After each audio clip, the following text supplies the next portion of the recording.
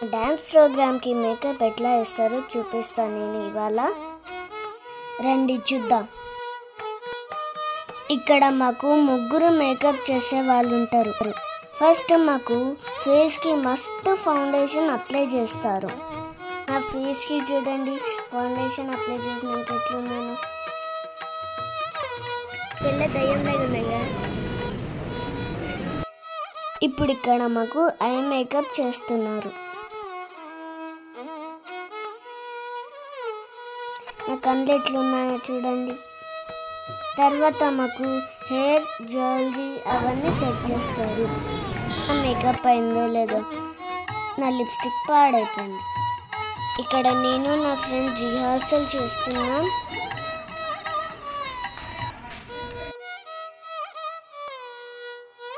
ఫైనల్గా నేను నా ప్రోగ్రామ్కి రెడీ అయిపోయాను. ఎట్లా చేసినానో చూసి చెప్పండి మీరు.